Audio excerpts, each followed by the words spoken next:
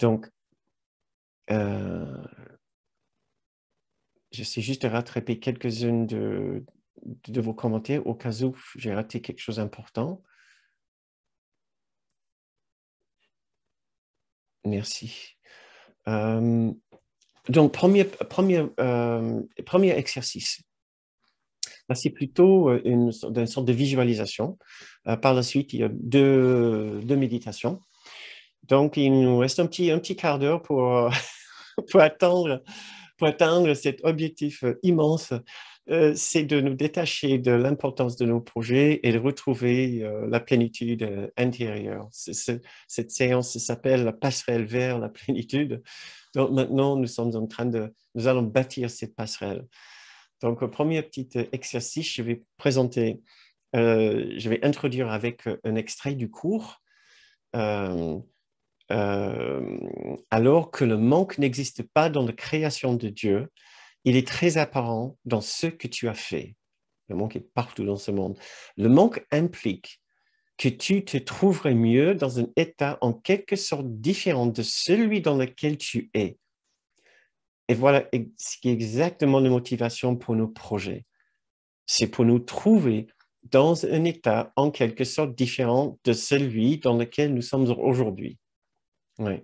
Donc, je ne fabrique pas tout ceci, ça vient du cours, si vous voulez.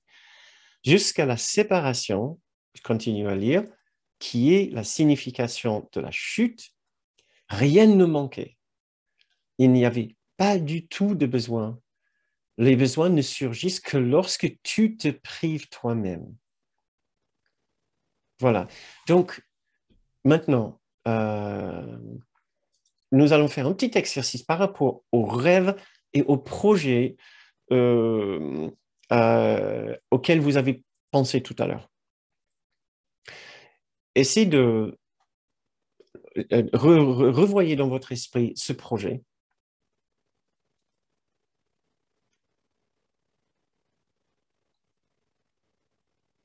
Voilà. Pensez à ce projet dans le futur. Qu'est-ce que vous attendez de ce projet au juste? Imaginez-vous si nécessaire dans le projet, dans l'avenir, et que ce projet soit accompli. Et vous pouvez mettre vos commentaires, vos suggestions dans le fil de chat si vous voulez pour cette première visualisation. Imaginez que votre projet, vous avez réussi votre projet, que tout le monde s'est mis d'accord, aussi vaste que ce projet était peut-être. Essayez d'imaginer que votre projet avait été accompli. Qu'est-ce que vous ressentez? Quel est le sentiment que vous voulez ressentir? Quel est le bienfait que vous souhaitez que ça vous fasse à l'accomplissement de ce projet? Quel ressenti, quel niveau, quelle idée de satisfaction, sur quel plan? Sur le plan de la sécurité, sur le plan de la reconnaissance, de la valorisation, sur le plan du confort, de la justice, ou le plan du divertissement. Quelle est la nature de cette expérience que vous voulez que votre projet produise pour vous?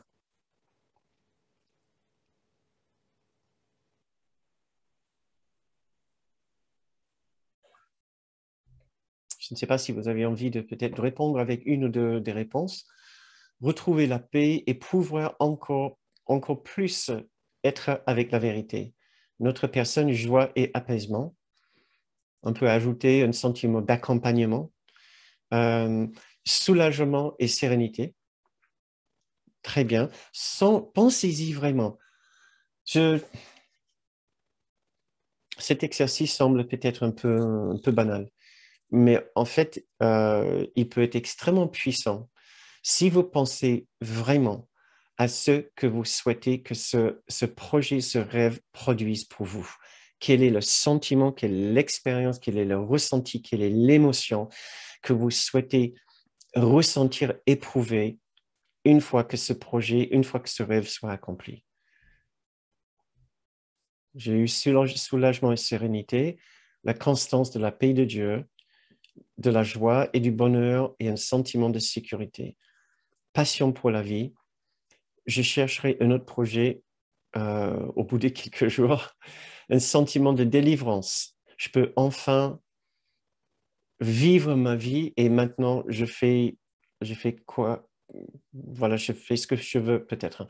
L'autonomie financière, une sorte de liberté, l'ouverture, peut-être un sentiment de sécurité aussi, la paix, la sécurité. Essayez de mettre votre doigt sur l'émotion ou sur le sentiment. Sentiment d'organisation, de facilité pour accéder à tous mes vêtements, confiance en la vie retrouvée.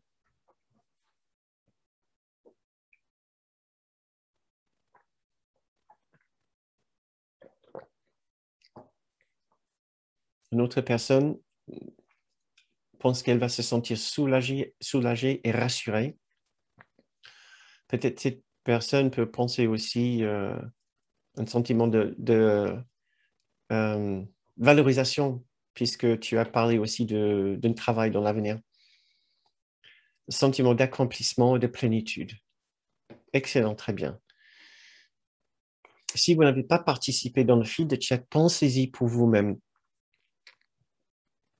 Parce que ce que nous avons vu ici, ce que j'ai lu ici, c'est une liste de sentiments et d'expériences qui ne sont pas à l'extérieur. Toutes ces expériences ici sur votre liste sont des choses que nous ressentons à l'intérieur de nous. C'est un état d'esprit. Ce que nous cherchons est un état d'esprit. Comme vous avez dit, d'un sentiment d'être soulagé, rassuré, sentiment d'accomplissement et de plénitude, de détente, de confiance, la vie retrouvée, paix et sécurité, autonomie, liberté, j'ai lu aussi délivrance, passion, bonheur, sécurité à nouveau, soulagement et sérénité, joie et apaisement.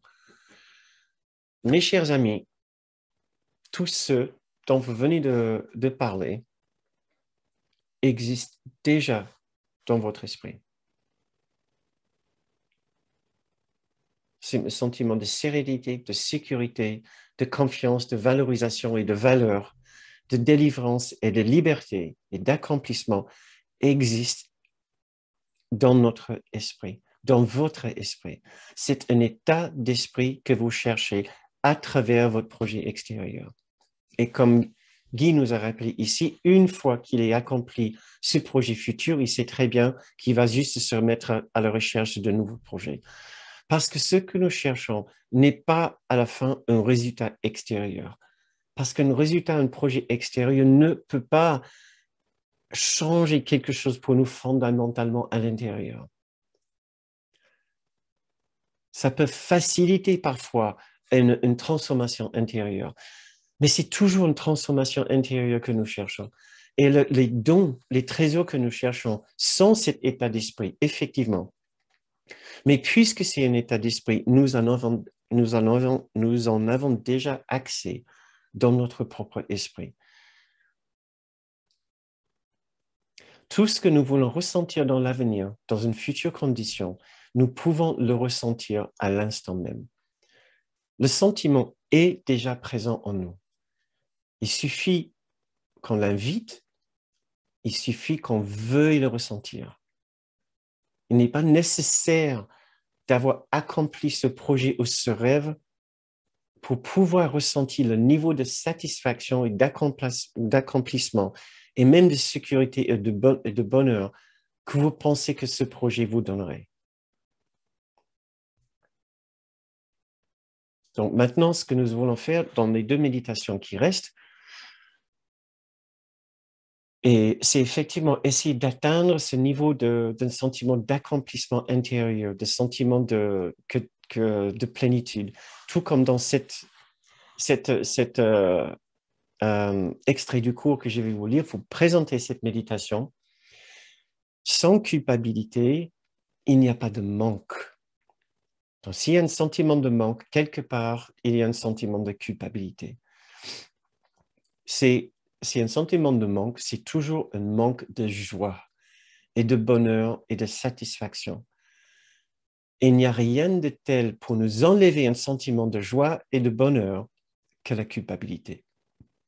La culpabilité est le sabre qui tranche et qui tombe et qui dit, toi, tu ne comprendras plus jamais et tu n'auras plus jamais de joie et de bonheur puisque tu ne les mérites pas à cause de ta culpabilité. La culpabilité est le résultat immédiat de l'acceptation d'un sentiment, d'une expérience de séparation d'avec notre réalité.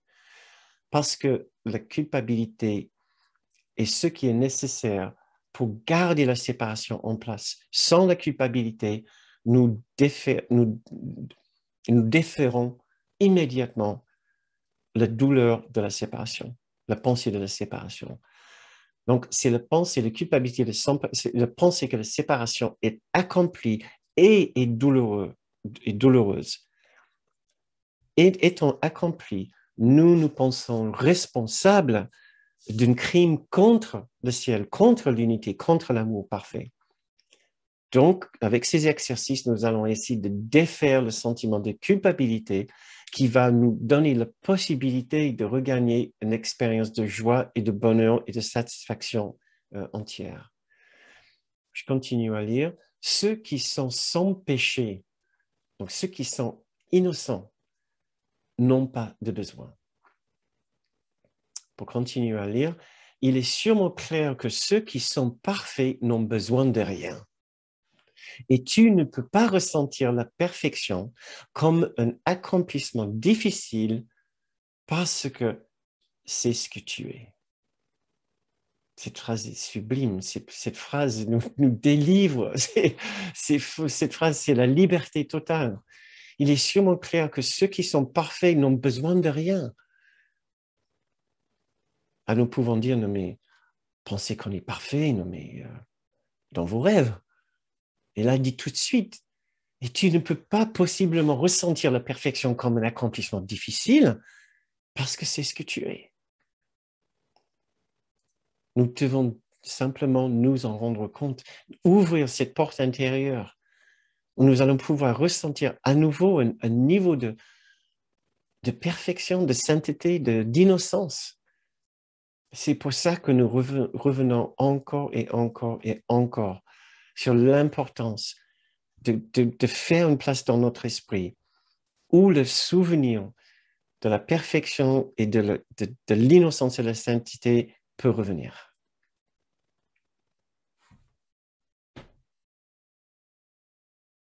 Pensez, si vous voulez, on peut se mettre en méditation maintenant. Donc, installons-nous. Intériorisons-nous en suivant notre respiration. Ralentissons notre pensée maintenant. Préparons-nous pour la méditation de fin de cette séance.